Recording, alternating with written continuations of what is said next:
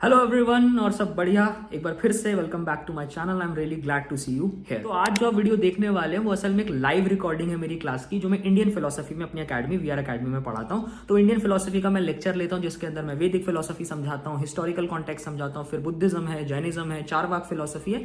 और मैं कोशिश करता हूँ कि भारतीय जो दर्शन है, जो परंपरा है हमारे इंडियन फिलोसफी की, उसको वेस्टर्न फिलोसफी के कॉन्टेक्स्ट में भी देखें कि उसी समय पर जब बुद्ध है भारत में, तो आप देखेंगे ग्रीस के अंदर सॉक्रेटीज हैं, चाइना में कन्फ्यूशियस हैं। तो पूरा लेक्चर मेरा 1.5 घंटे का मैंने पढ़ाया था, वो रिकॉर्ड किया हम लोगों ने। लाइव रिकॉर्डिंग है, क्लास एक्चुअली स्टूडेंट्स के साथ है। तो उस 1.5 घंटे के लेक्चर का एक कड़ी, एक उसका जो हिस्सा आज मैं डाल रहा हूँ। आई होप आपको वीडियो अच्छी लगी। मुझे देखा है कि पहले भी मैंने देखा कि कई लोगों को फिलोसफी पढ़ने का काफी शौक है मेरे चैनल पर, तो वो रिक्वेस्ट करते, तो आज उनकी रिक्वेस्ट, उनकी दरख्वास्त मैं पूरी कर रहा हूँ। और ताकि आप आगे के अपडेट्स मिस ना करें, क्योंकि मैं उसके क्लिप्स में डालता रहूंगा, यूट्यूब का कुछ एल्गोरिदम आप जानते ही हैं। तो 1.5 घंटे का डालने की बजाय हम going to upload it theme wise की इंपॉर्टेंट टॉपिक्स। तो आज उसका एक हिस्सा डाल रहा हूँ। तो आने वाली वीडियोस के अपडेट्स आप ना मिस करें, तो यू नो द ड्रिल यार। लाइक कर दो वीडियो को, subscribe to my channel and don't forget to press the bell icon, क्योंकि वो फिर आपको नोटिफिकेशंस भेजते रहेंगे। हम आपको परेशान करते रहना चाहते हैं, बताते रहना चाहते हैं कि नई वीडियो आ रही है। तो don't forget to do that. I hope आपको आज की वीडियो पसंद आए। जाइए, देखिए, एंजॉय करिए, कुछ सीखिए। छोटी सी क्लिप है, I think you will enjoy this video, it's very interesting. बाकी जल्दी मुलाकात होगी चैनल पर। आज की वीडियो आप एंजॉय करिए। अभी तक जो हमने चैप्टर किया उसके अंदर तुम देखोगे एंशंट वाला काम चल रहा है। एंशंट हिस्ट्री है बुक 1। एंशंट हिस्ट्री के अंदर अभी तक हमने हिंदू फिलोसफी देखी, हिंदुइज्म की फिलोसफी है, वैदिक काल वाली। वैदिक काल के अंदर हमने ब्राह्मणिज्म वाला देखा था, जिसमें महाभारत और रामायण वाले चैप्टर्स हैं। किस तरह से उसके अंदर चलते हुए और कैसे कहानियों के थ्रू सिस्टम क्या है, कास्ट सिस्टम कैसा था, मैट्रियार्की कैसी थी, पैट्रियार्की कैसी है, औरतों की सिचुएशन क्या है, फैमिली की सिचुएशन क्या है। अब हमें देखना है कि भारतीय समाज में एक रेनेसा आ रहा है। रेनेसा का मतलब क्या होता है? रीबर्थ, यानी एक तरह की नई विचारधारा है समाज में पैदा। कोई भी समाज हो स्टैटिक समाज नहीं होता, यानी ऐसा नहीं कि समाज एक तरह से चल रहा है वैसा ही चलता। फिलोसफी विचार ऐसे ही होते हैं जो वक्त के साथ बदलते हैं। अगर समाज में राजा बदलेगा, विचार बदलेंगे, इकोनॉमिक्स बदलेगी, विचार बदलेंगे, नया पैसे का साधन आएगा, विचार बदलेंगे।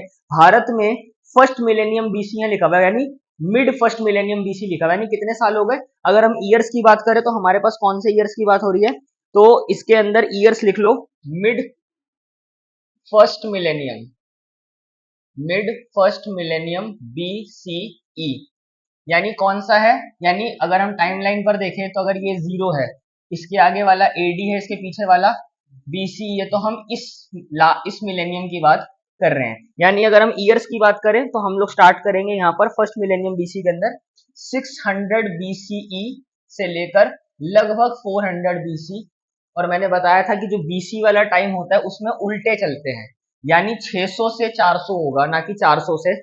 वो यहाँ से, यानी 1 से लेकर 100 प्लस 200 ये यहाँ बढ़ रहा है। लेकिन जब यहाँ आता है तो यहाँ 600 होगा और यहाँ 500 होगा, और फिर तो यानी पहले 600 बीसी हुआ होगा, फिर 500 बीसी और फिर 400 बीसी। तो हम मिड फर्स्ट मिलेनियम बीसी की बात कर रहे हैं। कब? एंशंट इंडिया के अंदर, जब नए विचारधारा, नए थिंकर्स, नए चिंतक भारत में आ रहे। और सिर्फ भारत में नहीं, बड़ी इंटरेस्टिंग बात है, इस समय दुनिया के अंदर, चाहे वो ग्रीस हो, यूनान हो, चाहे वो चीन हो, चाहे भारत हो, चाहे पर्शिया यानी ईरान हो, इन सब जगह पर नए विचारक आ रहे हैं। बड़ी कोइंसिडेंस की बात लगती है कि इत्तेफाक से इसी समय, इसी 100 मतलब 100, अगर हम 600 टू 400 ले तो लगभग 200 साल, 200 ईयर्स का जो पीरियड है, अगर मैं 200 साल की बात लूं, इन 200 सालों के अंदर ऑल ओवर वर्ल्ड नए थिंकर्स आ रहे हैं।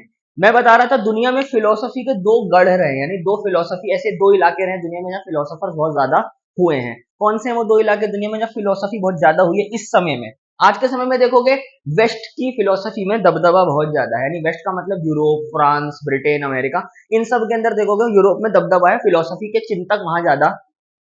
अभी पिछले 200 साल की फिलोसफी देखोगे, इंडिया में 3-4 फिलोसफर मिल जाएंगे, पर यूरोप में ज्यादा है, बहुत ज्यादा फिलोसोफर्स हैं। मतलब उनसे दर्शन का सेंटर यूरोप में शिफ्ट हो गया है। लेकिन जब हम एंशिएंट इंडिया यानी first millennium, mid first millennium BC की बात कर रहे हैं, तो हम कौन से थिंकर्स, दो गढ़ कौन से जहाँ ज्यादा फिलोसफी हो रही है?